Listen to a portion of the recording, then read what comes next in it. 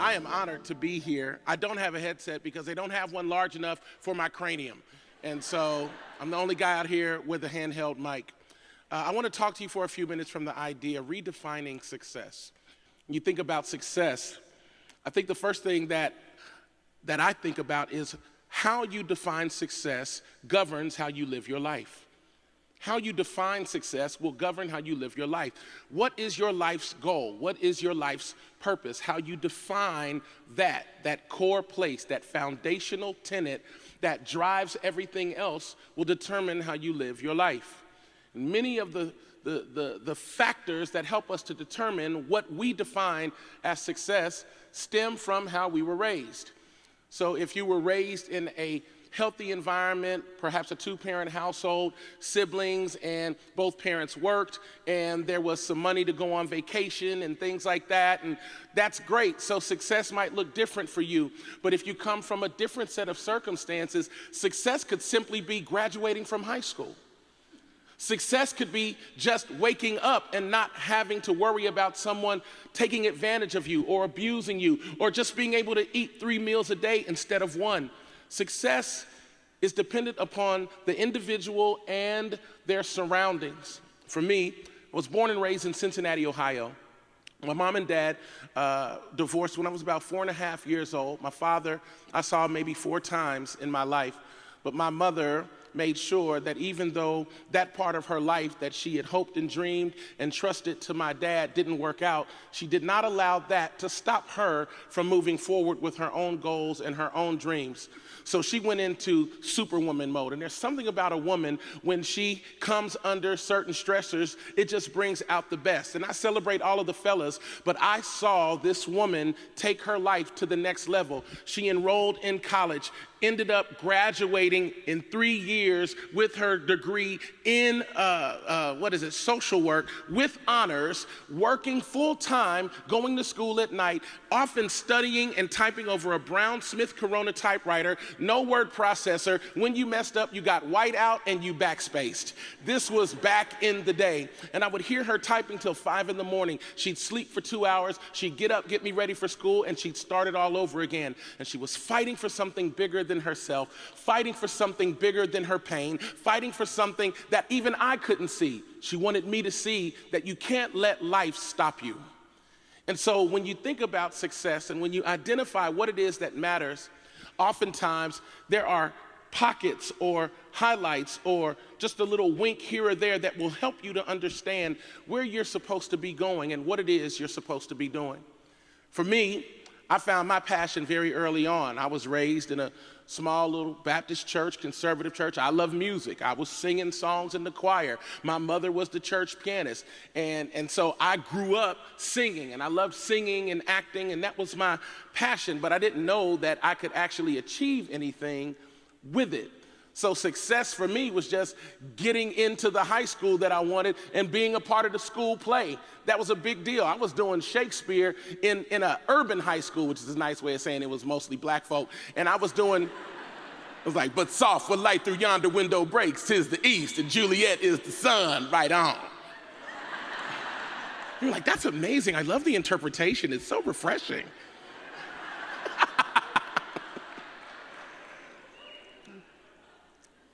But as I matured, I realized that success was going to have to shift, because when I was growing up, we didn't have a whole lot. We had what we needed, but we didn't have a lot of the stuff that I thought were the trappings of success. I was always frustrated with my mother because even though she had a great job and she was working very hard, she always seemed to give it away. She was always helping out my grandmother, her mother, her father, her brothers and sisters. She was always giving it away. And I'm like, if you'd stop giving so much away, we'd have more. And she said, baby, you don't understand. And I'm like, what don't I understand? I want the nice clothes like the kids at school. I want a Thriller jacket. I want a Jerry curl. I want to be like Mike. I need you to do something. Stop giving everything away. They can go work. They can do something. She said, sweetheart, you don't understand. Because the success of one needs to be the blessing for all. When you have been given something of great substance and significance, it is not for you to hoard it and to keep it to yourself. It is for you to determine that whatever you have been entrusted with is not just for you to accumulate, but to be a good steward so that those who don't have can at least have a chance to achieve their dreams as well. So for me, I was frustrated still. I was like, none of that makes sense to me. I just want a new pair of shoes. But what I realize now, that I'm sitting in Houston, Texas, in the aftermath of a storm that probably is costing in the range of $160 billion to repair everything that's been broken. Over 100,000 homes gone, 1 million cars gone, over 70 lives gone. The city is broken. And then you've got Irma, Jose, Katia, all within 3 days getting ready to hit land. Maybe the earth is trying to tell us something. Now, I am a preacher, so y'all can give me, I know that's right, amen. You can do that for the next, it's all right. There's like this scripture in Romans 8:22. It says, the earth is groaning with birth pains until now, waiting for the leaders. It says the sons of God, but it's basically saying, will people step up and take their rightful position? I believe that the earth is alive. How can it not be alive? Because it creates life. You put a seed in the ground, corn rises up, and broccoli and Brussels sprouts and other things that I don't eat. But, which by the way, Success Life, if I ever get another invitation, please stop putting hummus in the dressing room. Did you see my picture? Do I look like a vegan? Put some bacon down there, some fried chicken. Stop acting like everybody lives in California. I'm sick of it.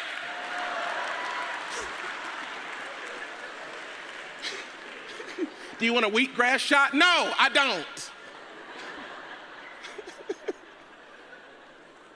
I want orange juice and vitamin D milk. I want all of that. I saw What the Health, and I still am gonna eat bacon. I don't know if you realize this, but the earth is letting us know something is wrong. These storms, this earthquake yesterday in Mexico, 8.2, I believe, all of these things are symbolic of a world that is in crisis and in peril, and it is imperative to you as leaders and entrepreneurs and visionaries to understand that whatever success comes to you in this season of your life is not just for you to run off somewhere to an island with a big fence and say you made it. If you have been given a vision that will reach other people, you must now look and say, how can I lift someone else up? Now, in this moment, in this nation, with more tension since we've had at any time since the 1960s, it's time for us to lay down our differences and redefine success, not by what we achieve for ourselves, but what we can make happen for others.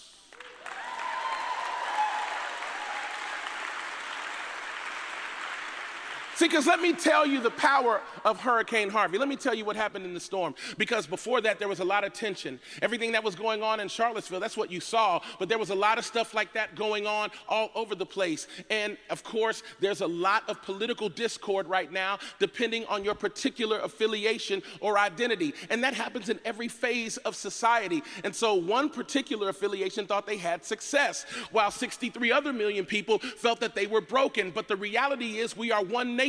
And we have 50 different states, and we've got 50 million different ideas of what it means of life, liberty, and the pursuit of happiness. So there's a lot of anger and vitriol, and then all of a sudden a hurricane comes, and it doesn't matter what color you are, and it doesn't matter what your political affiliation is, and I don't care if there's some stars on your flag or Confederate on your flag. If you're about to die, I'm gonna reach out and get you and pull you in this boat, because it's not about our differences right now. It's about what makes us common, and this skin is the last thing I care about. I care about your heart.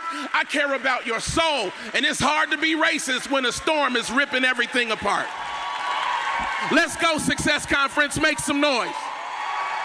I know this is a corporate setting, but we need to cheer for the spirit of this nation. We will not go quietly into the night. We will not rush off and allow misogyny and hate and fascism and all of this brokenness stop us. I will not be defined by my differences. And for what I am against, I will fight for what I'm for. People weren't stopping their boat talking about, who did you vote for? Say the wrong thing, you're gonna have to swim.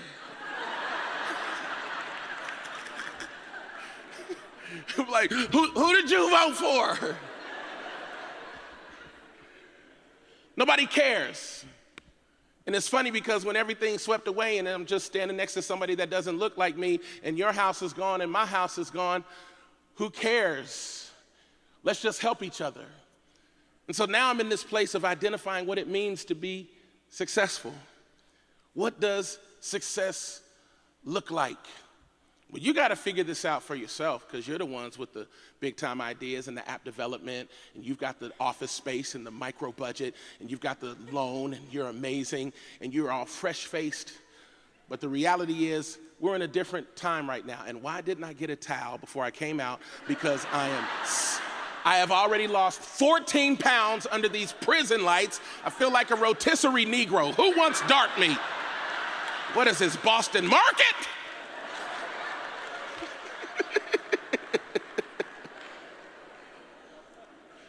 Lord, help me. I'm a pastor, but that's not what defines me, because a lot of times when people think pastor, they immediately shut down. I'm on a plane and the person next to me, "Hey, what do you do?" I say, "Well, I'm a pastor." "Oh, okay."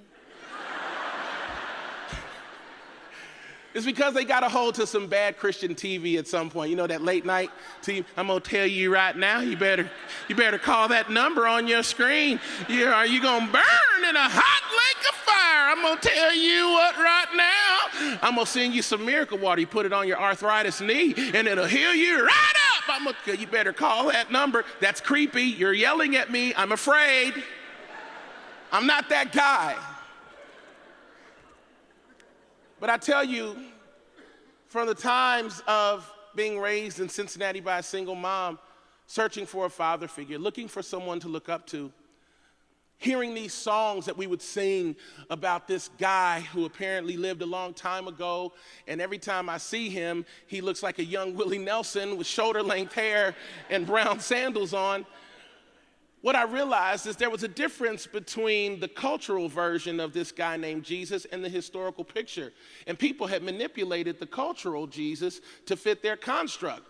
That's how you can have a Jesus that lets you sing hymns on Sunday in the 50s and lynch somebody on a Tuesday. Because religion has been used for every version of hate you can imagine. 9/11 happened in the name of religion. The Crusades happened in the name of religion, and I didn't want any part of religion. But if there was something I could glean from the life of this man I'd been singing about and reading about, then help me. And the more I read, the more I saw that man helping people who didn't look like him, didn't come from where he came from, prostitutes and lepers and broken people and people who didn't have his own faith, Samaritan women and Syrophoenician individuals, people that didn't look like him, and he kept building bridges. And I said, now that looks like success to me. And he never kept anything for himself. He always gave it away. He always built up other people. He never tried to build a kingdom to himself. And I said, wow, so maybe success is not the accumulation of things. Maybe success is the giving away of things, like giving me these premium paper towels from the bathroom, and I will take them. Thank you very much. You are my new best friend. We are family.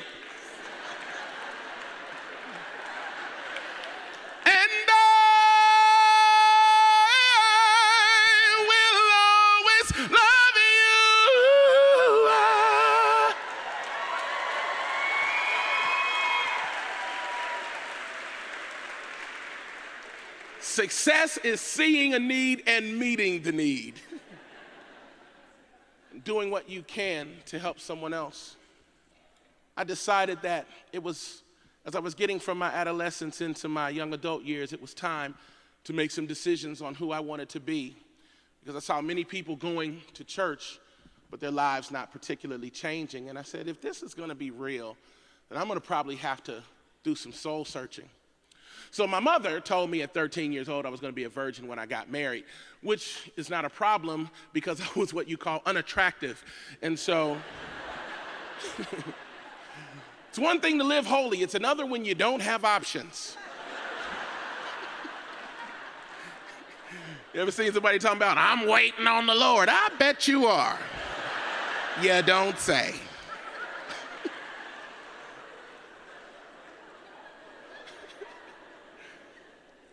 But I was 16 when my faith became the foundational place of my development and the core of who I am. And I said, you know, God, if you're real, I'm gonna keep myself until I'm married. I'm gonna be a virgin. And I thought I was gonna get married in my 20s. By the time I was 30, I was like, okay, I'm tired of serving, tired of living holy. Just need you to send somebody. I wanna know what everybody else is so excited about. 37 years old. 37 years I waited. Yes.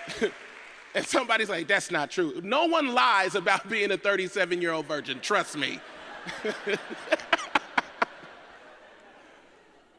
But why did I do that?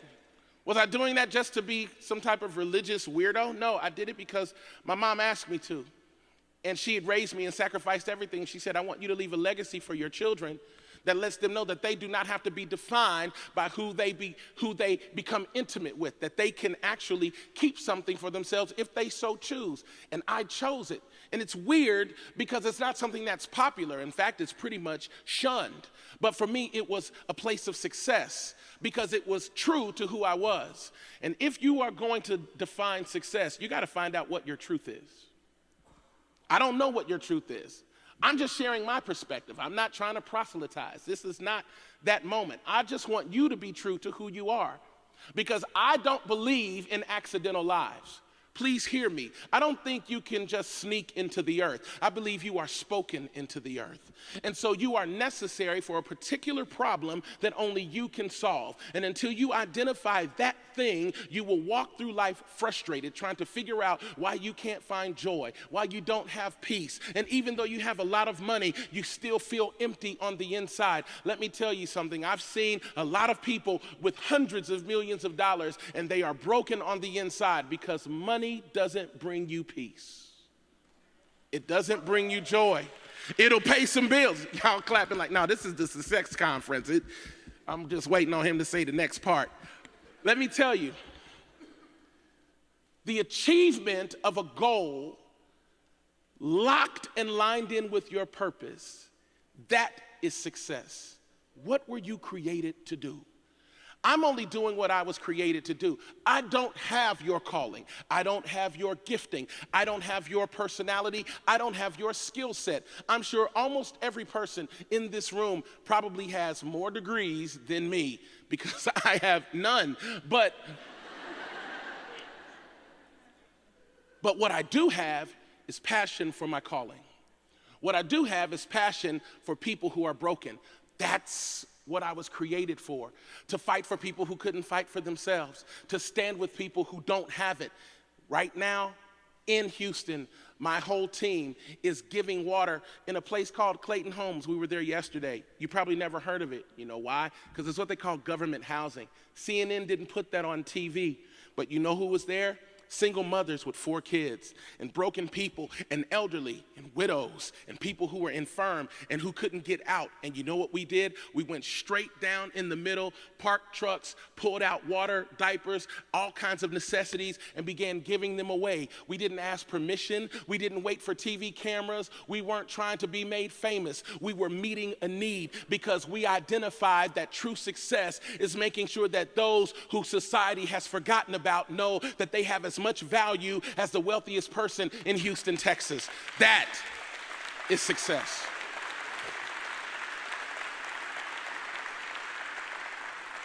I had to redefine success because when we grew up, I didn't have a lot of money. And I said, when I get big, I am going to do something different because my mother was really thrifty. She bought my clothes sometimes at garage sales, and she would wash foil. I'm not kidding. Aluminum foil, she would wash it. Just one brother in the front who knows. The rest of y'all like, we just throw it away. I don't understand. I didn't have Fruit Loops growing up. I had Fruity Hoops. Y'all don't know anything about Fruity Hoops. Not Rice Krispies, but Rice, some other derivation like Rice Cornies. And I always had the generic version. My mother would keep every plastic cup with the top just in case she needed it. And I said, when I get older, I'm not keeping anything. I'm gonna just waste stuff just to be able to do it. That'll be success. I'm not washing foil. I'm not gonna be cutting coupons. I'm not doing any of that. And it didn't hit me that my mother was doing the best that she could with what she had. But in me, it spurned a desire to have things. I wanted a nice car. I wanted a nice house and all of this stuff. And when I got married, I got a little condo, and me and my wife, I had a nice little car. Found out I wasn't happy. Then my son was born, and I was so blessed, and then I got nervous. I was like, there's somebody who's waiting on me to feed them every day. They live in my house. He won't go away. And he's nursing, so he's using something that used to be mine. Thanks a lot. Just started learning how to do that. Anyway.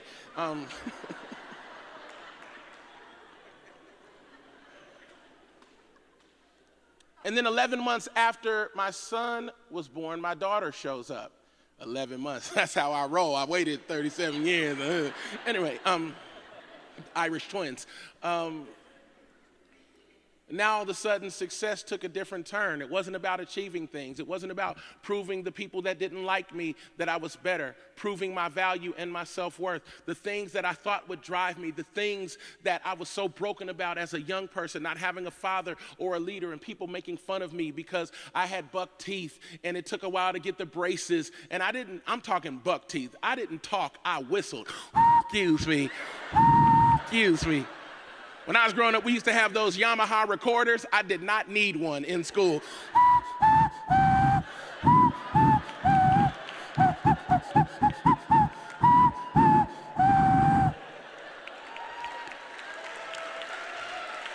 Being bullied in school, wanting to prove the doubters wrong. Those were the things that I thought would drive success. Now I got money. Now I have a house. Now I have a car. And when I had all of that stuff, I was still empty on the inside. Because success could not be defined by the things that I attained. I had to redefine success based on the core of who I was. Who are you when no one's looking, when you don't have this name tag, when we're not in the lobbies networking? Who are you before you go to bed? Who are you, and what is it that drives you? What is the thing that gives your life meaning? Until you find that, you will be broken thinking success is one thing, and when you achieve it, you will realize you don't have it anymore. I want to give you a couple things that I wrote down, and because I wrote them down, and this is the first time I've ever given this Redefining Success talk, I don't know them offhand, so I'm going to give them to you right here. One of the ways that you can identify success is by these three statements. It's not about what I can make, but what I can give away. I think about people, I know a guy who actually tithes or gives away 90% of his income and lives on 10. I am not there, but I would love to get there one day. Success, it's not about what I can make, but what I can give away. Number two, it's not about the success I achieve, but the legacy I leave. It's not about the success I achieve, but the legacy I leave. See, I hold a microphone for a living. I speak for a living. And one day, my son and my daughter will outpace me. Right now, I still have more strength. I have some vigor and some vitality. Right now, it's my moment. But one day, this microphone will become a baton, and I will have to pass it on. And where my father was not there to speak identity and life to me, and I didn't have his shoulders to stand on, my children will be able to use my shoulders as a launching pad for their own destiny and their own calling and their own purpose. And it is my hope and prayer that I lived a life worthy enough that the name will open doors for them, not close them. So it's not about me being successful, but about them being successful. And so success for me is not about what I achieve, but the legacy I leave. Who's going to be impacted because of what you're doing today? If your business or your vision or your model is successful, who will be impacted 200 years from now? And will your name carry weight with those who are broken and those who are hurting? Because I can promise you, it's not going to get better. There are so many people that are cynical and broken, and that's why this room is so important, because even one light shines bright in the darkness. What you each represent is an idea, an ideal, a moment that says, I have something that can help someone else. And when my life is finished, it will live on. Is your success about you or about those that are coming behind you? And number three, it's not about what the world thinks of me. It's about being able to lay my head down on my pillow at night, believing in my heart that I did what I was created to do. Every single day, Move towards the core of who you are. Are you doing what you were created to do? Until you get there, you're going to be constantly frustrated, constantly trying to figure out, why did this thing that I want so bad not bring me the happiness I thought would be attendant with it?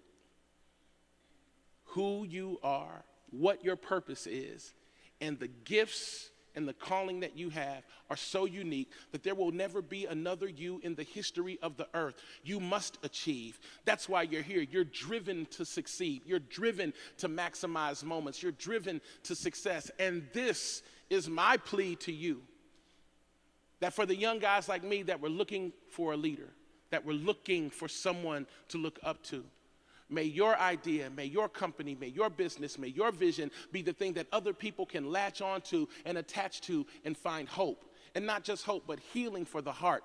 Because there are a lot of brokenhearted people walking around right now. And if you're a part of this nation, we need all the hope we can get. We need all the peace we can get. We need all the forward-thinking entrepreneurs and success drivers that we can get. When I think about success, I think about the life that I want to live, and I look at this crowd.